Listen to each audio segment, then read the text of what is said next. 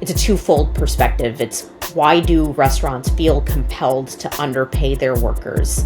Like what's going on in the American economy there that restaurants can't thrive, or restaurants feel like they can't thrive? Poached sat down with Jayanthi Daniel, Executive Director of the Restaurant Workers Community Foundation, to discuss the need for government advocacy alongside local coalition building and community organization in the restaurant industry. The Restaurant Workers Community Foundation is a 501c3 nonprofit advocating for restaurant workers and owner-operators in public discourse and workplace policies on wages, equity, and health. So let's get into it. All right. Well, thank you so much for being here and speaking with us. We're really excited to hear a little bit more about your background and the Restaurant Worker Community Foundation and your goals moving forward. So do you want to just start by giving us a little bit of a background of yourself, and then also when you got started with the Restaurant Worker Community Foundation and yeah.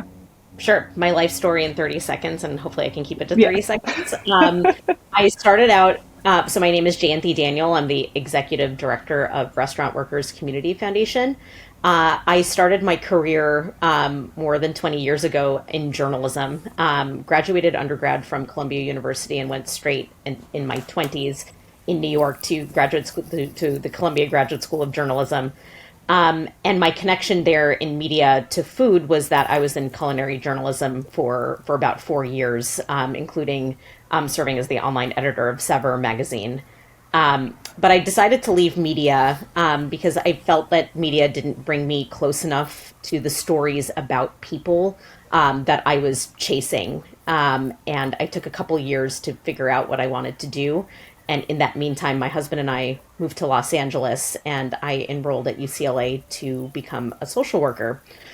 During the time that I was getting my MSW, I began on a student fellowship working for Mayor Eric Garcetti, the then mayor of Los Angeles. And I ended up spending 6 years total in public service, 2 years with his executive team, and then at the end of 2018, beginning of 2019, I helped to co-found his first policy shop related to homelessness. Homelessness is the biggest issue facing the city of Los Angeles, and I immediately got a huge education in focusing on a single issue area of service provision, of problem solving, with many vulnerable populations affected by this massive macro issue. And really started sharpening my chops as a social worker, but working at a very high level of executive leadership on designing, promoting, implementing policies that support and that are meant to help vulnerable populations dealing with this very specific issue in many different diverse ways. And so I spent 2 years doing that for the mayor's office, for a total of 4 years there. And then I spent 2 years with the Los Angeles Homeless Services Authority, which is a joint powers authority between the city and the county of Los Angeles, which are two separate governments, continuing my homelessness policy work. And I joined Restaurant Workers Community Foundation just a little under a year ago in October 2022. And what brought me to philanthropy and what brought me to this field of work supporting restaurant workers is that one thing I learned in 4 years of homelessness is that there are many reasons why people become homeless. And a lot of those reasons target specifically vulnerable populations such as Black Americans, Latino Americans, the LGBTQ population. As I think, as we all can presume, there are a number of different socioeconomic and social reasons why vulnerable populations are more at risk for suffering the effects of major policy pitfalls and major kind of socioeconomic pitfalls like homelessness.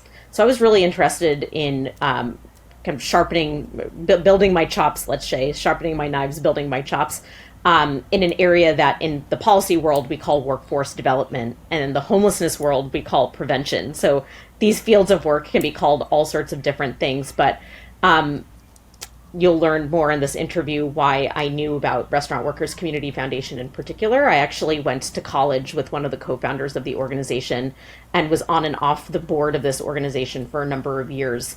But I saw an opportunity to develop an expertise in the homelessness world, what I would call prevention, but also really dig deep into examining how we could protect a particular workforce. That was what was driving my interest when I joined RWCF last year.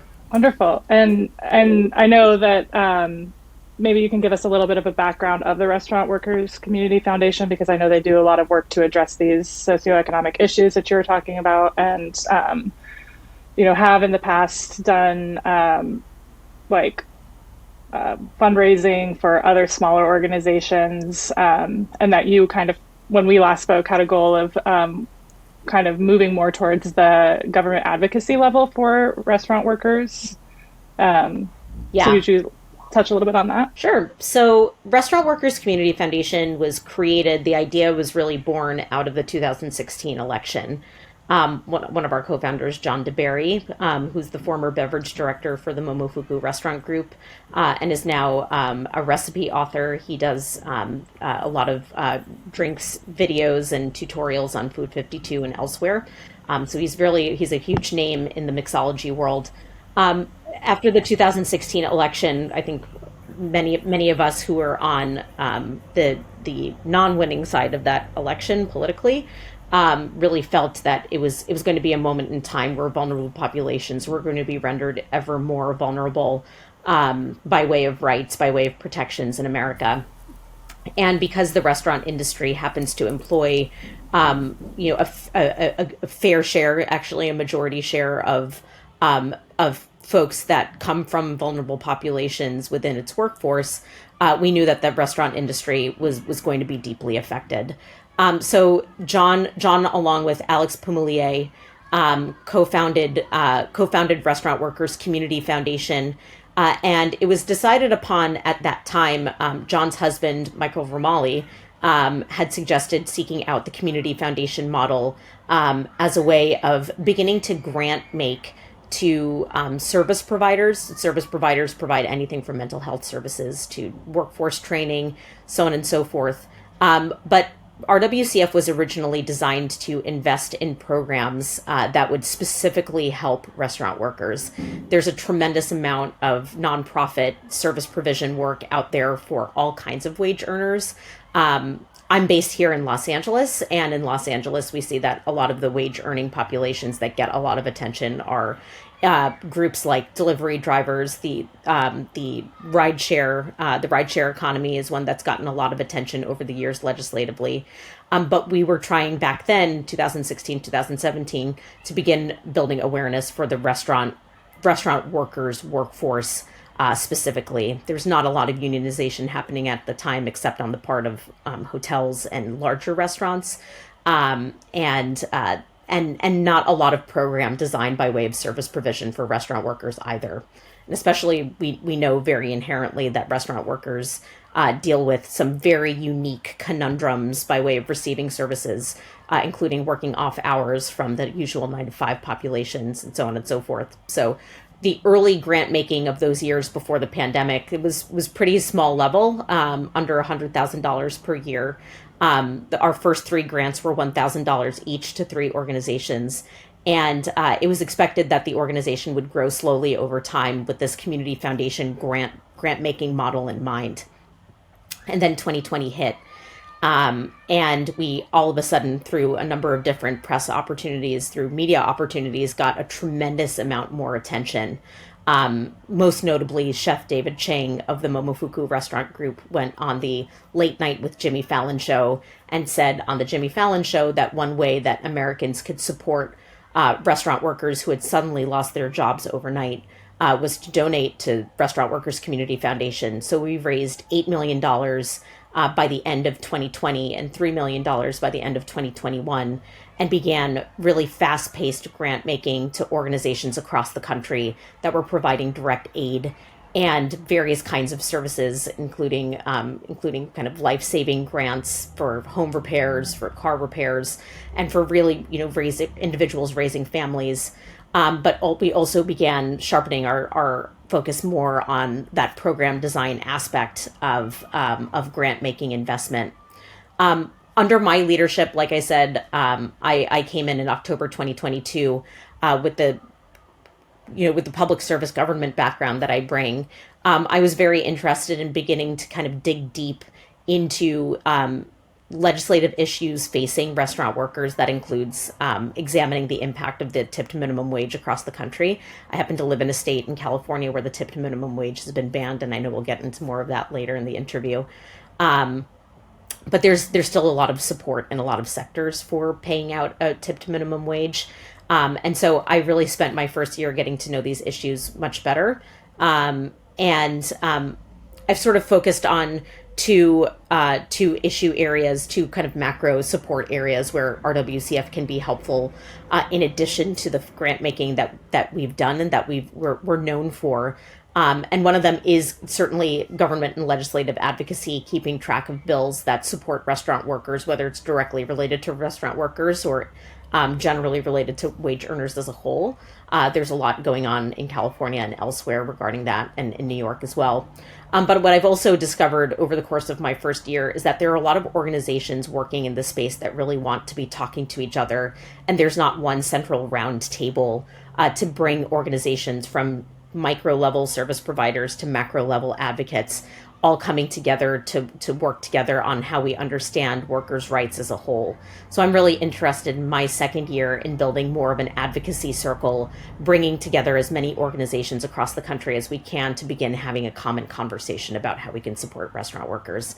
And I'm really excited about launching on that work next year. Yeah, that sounds amazing. I mean, I know like from just we found out about you all during the pandemic and your crisis fund that you were supporting workers. But yeah, there's been, even before the pandemic, just so many foundational things that were normalized in the industry, but create and like contribute to this like toxic work environment that we see unfolding.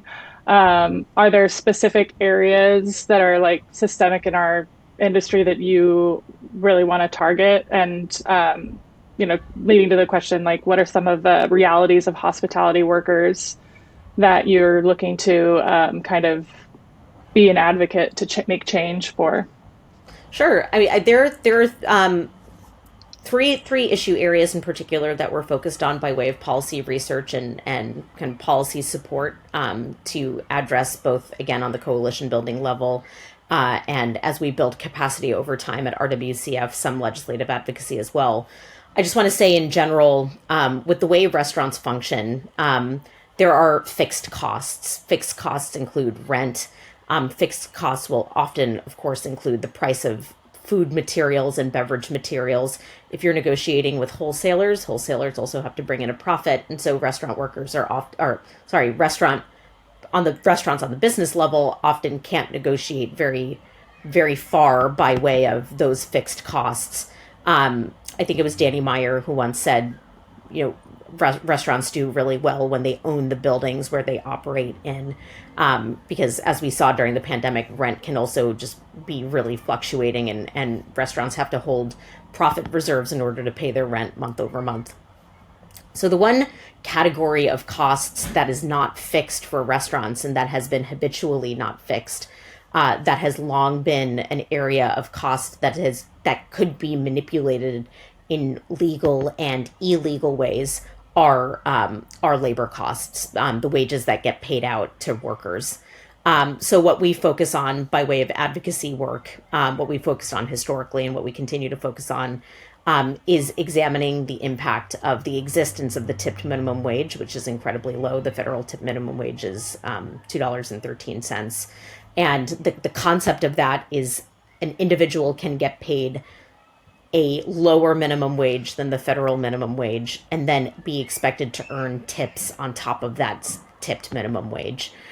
So, we're in 2023, we're post-pandemic, we're post the 2008 recession, and having that kind of like incredibly low tip minimum wage on the books, it indicates a lot. It's a symbol of a lot. It's a symbol that, restaurant workers and general wage earners are really at the mercy of tipped economies in order to make up the balance of their quality of life salary, which we know from a subjective perspective is not guaranteed, and can't be a protected case of earning a salary that can guarantee that I can cover my housing costs and my car costs and my family costs, and everything else that it takes for me to, for a restaurant worker, for me and for anybody else, to be functioning at a quality of life level that affords us, that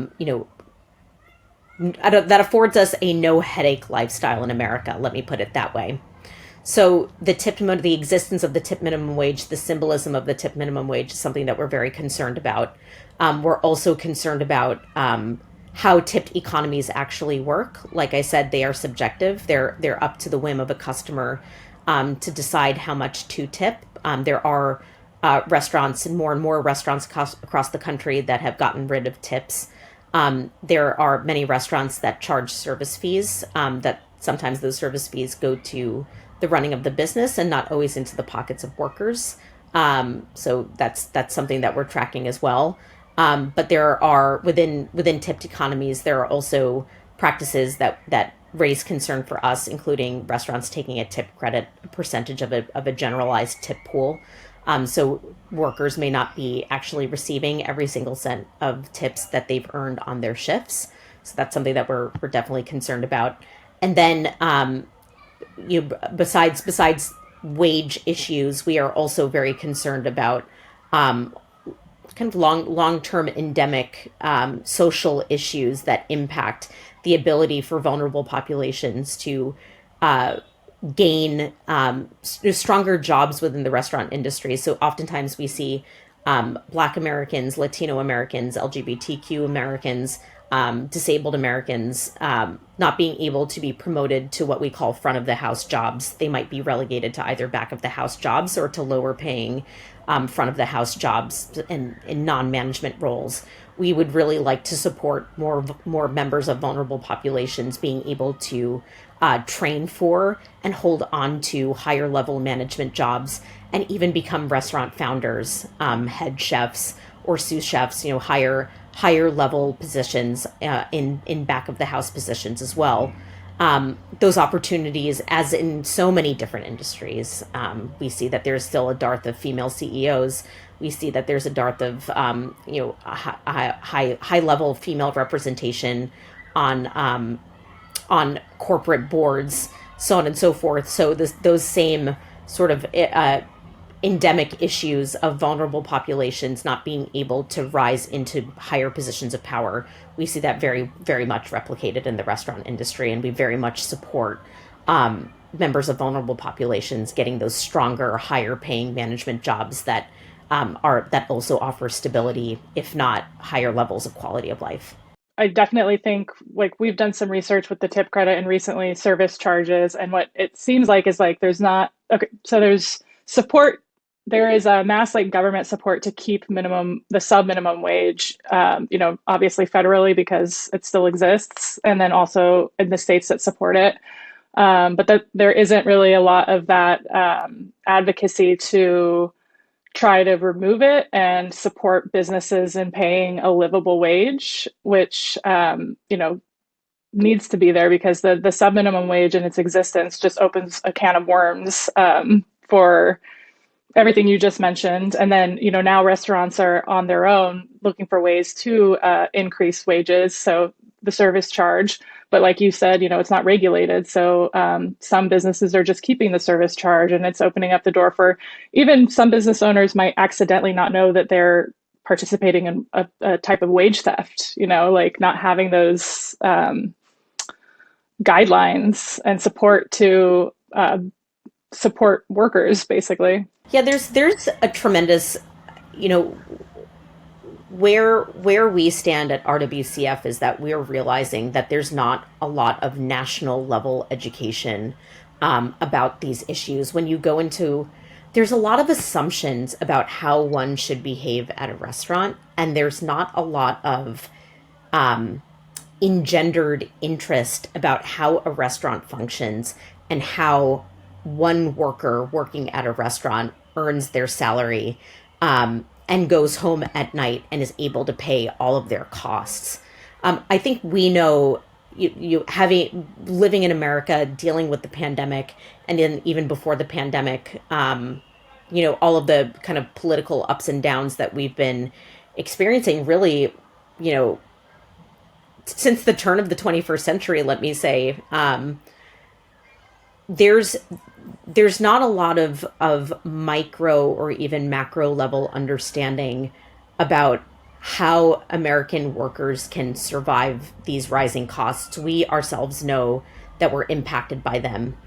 With my homelessness background, I'm particularly concerned and ever concerned about rising housing costs, because rising housing costs really does have a direct correlation on folks becoming homeless.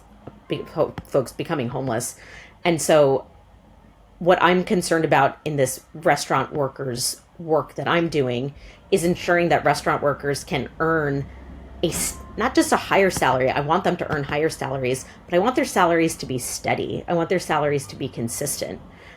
Because a small level economic catastrophe could very well send somebody into homelessness. What we learned in homelessness was that a swing of $300 or $400, as small as that, a muffler change, a ding to a car that maybe didn't total your car, but is really impacting its ability to take you from point A to point B, or a childcare issue or a health issue in one's family, that could really have so many different economic impacts over the course of, say, a week or a month. Somebody might lose their house, somebody might fall behind on rent, and then all of a sudden you're dealing with a really catastrophic socioeconomic impact that can be really impactful to dig out of. So with all of that being said, I want restaurant workers to be able to earn steadier, more solid salaries, to have guaranteed jobs, to feel steady in their jobs, as opposed to feeling shaky in their jobs by way of these issue areas that we were talking about before: inconsistent tipping, inconsistent wages because wages aren't being regulated. And Ashley, as you said, service fees aren't regulated right now. The Biden administration is beginning to scratch the surface of exploring regulation of tacked on fees. And it would be great if restaurants could explain how those fees are distributed to workforces, and if they do go to operational costs, or if 100% of those service fees go to workers, which is what we support. So there's a lot of education that needs to be done out there. That's exactly a kind of nationwide communication that a community foundation like ours is very well situated to do. And we're really looking forward, in my second year of leadership, we're really looking forward to doing more marketing and communication campaigns by social media and by elsewhere to educate folks about really how restaurants function and how you can be more of a knowledgeable consumer when you walk into a restaurant. Jake, were you going to say something? I had a question. Yeah. I was sort of wondering, is there what would you say to that someone can actually have an effect? I know they always say sort of write your congressman, and Sure. a lot of younger people sort of roll their eyes at that, but there is an effective way to help, sort of swing. And I think that what you've been saying so far is a lot about like educating the masses as to what goes on in a restaurant. And again, when we're not sure what happens to that service fee, your average consumer might sit there and go, "Oh, they got a service fee. Let's get out of here." And you're literally just sort of taking money out of the staff's pockets. What do you think that is, maybe 2 or 3 things could be really effective for individuals to be doing to just sort of get you closer to your goals? Oh, wow. That's such a good question. And when I'm thinking about how to answer questions like that, how can individuals educate themselves about issues facing vulnerable populations? Right now I'm using more general language, but I'll get back to restaurant workers in a second. I really think of the successful coalitions that over the course of years and decades, really, were able to make really long-term impactful change. The 2 movements that I think of that I would like to model my work and RWCF's work after are the fight for gay marriage equality, which took really, 5 decades and more of coalition building, of issue sharpening, of waiting until the right moment in American politics where a majority of the American electorate could support marriage equality. Finally, when the scales tipped, and it wasn't tipped towards bias, it was tipped towards acceptance. It was a really brilliant waiting game. It was brutally long for our our family in the LGBTQ communities, but at the same time, it was kind of politically timed to those decisions were politically timed to be accepted by a majority of the electorate. The other issue area in which I compare my work to, in which I would like to kind of model our advocacy and education approaches, is homelessness, and particularly the way in which the homelessness issue has been dealt with and managed in Los Angeles. The nonprofit sector was very important more than a decade ago in bringing together the bureaucratic government entities to come to a table. It was in particular two nonprofits working in Los Angeles are the United Way of Greater Los Angeles and the Hilton Foundation that really work on educating not just they work not just on educating an electorate, on citizens. They actually work on educating the governments themselves on the long-term issues that feed into homelessness, and then really support roundtables on problem solving on how to solve for homelessness issues in Los Angeles and actually really across the state in California. I really admire those movements, and I want to do the same for restaurant workers. I think that building coalitions of nonprofit organizations working in all different sectors, from service provision, like I said, to higher level work, like we can provide mental health services and address common issues facing restaurant workers, such as drug addiction, alcohol abuse, which are seen at higher levels in the restaurant worker workforce. But then being able to support at a stronger, more national level workforce development and workforce training, specifically for individuals in vulnerable populations. But taking that all and explaining it, explaining using social media, building campaigns, social media campaigns across 20, 30, 40 organizations working at the local level. There are great organizations working at the local level everywhere: Chicago, New York, Nashville, the Gulf Coast. The Gulf Coast happens to be an area in America where restaurants are particularly affected by the effects of climate change. And we need to educate the general public on why we should support restaurants in those areas, because they're really more prone than in other areas in America to shut down because of climate change. We really, the group of nonprofit organizations that work to support restaurant workers, really, we all bear a responsibility for being the education hub to other Americans, to let them know what restaurants and restaurant workers face. And it's really, Jake, it's a twofold perspective. It's, why do restaurants feel compelled to underpay their workers?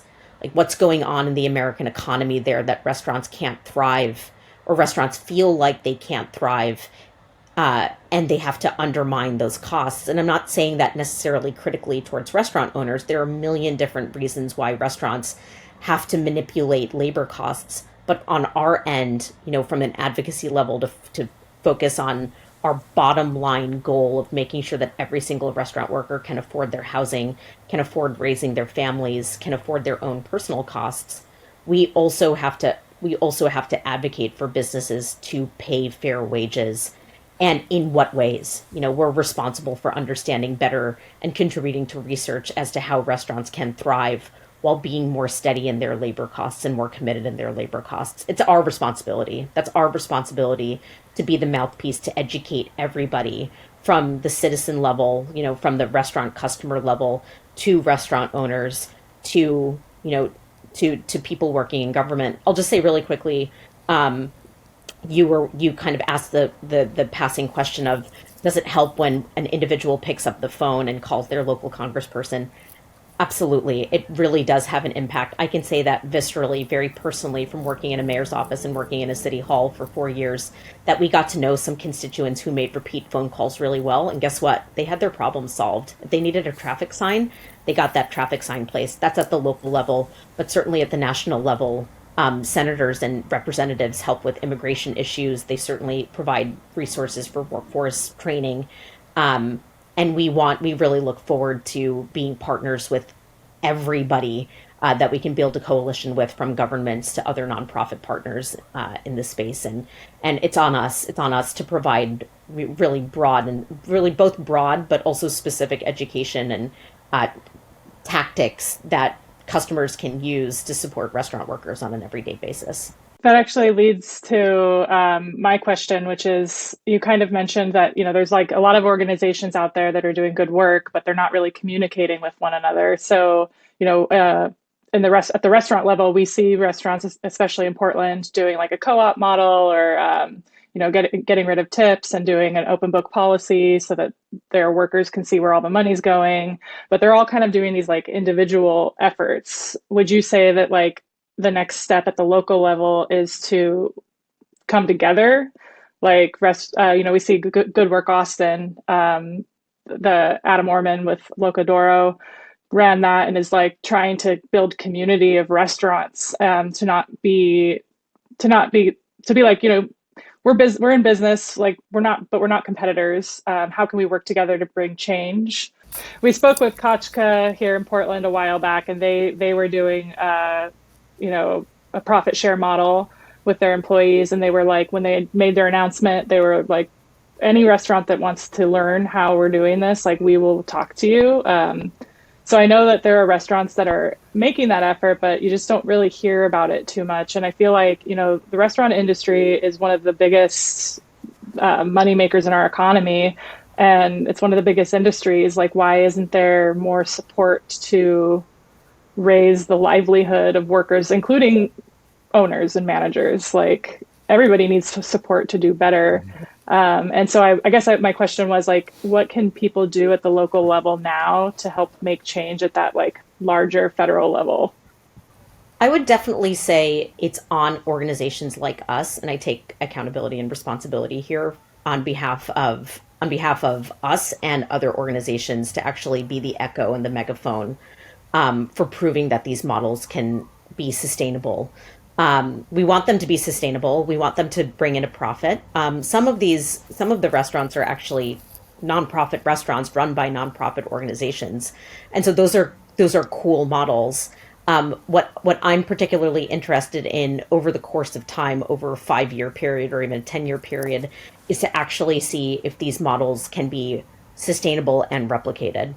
So I would say that Restaurant Workers Community Foundation, as we are continuing to expand and sharpen our mission, one of our goals should be to be a public megaphone and a research area for gathering basically case studies of co-op restaurants, of fair wage restaurants, of no tipping restaurants, and examine the sustainability of these businesses being able to thrive, particularly, in if at least we're talking about urban areas, then high per capita density, high engagement foot traffic areas that could very well bring in more customers.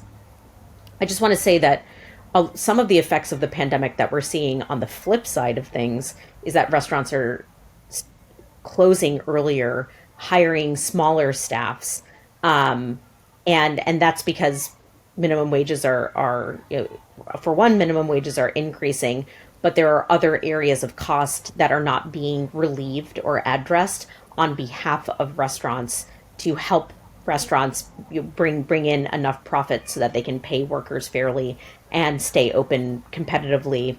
You think of New York and restaurants that now close at 9 that used to close at midnight. And so I on the RWCF end, I want to be cognizant of all of those different factors that kind of make a restaurant's business ebb and flow. And for us to be able to capture from a research and from an analytical perspective, what restaurants can do or implement. And I would love to get market specific too. When I grow up, I would love to know what makes a restaurant successful in Portland versus what makes a restaurant successful in New York versus what makes a restaurant successful in Los Angeles.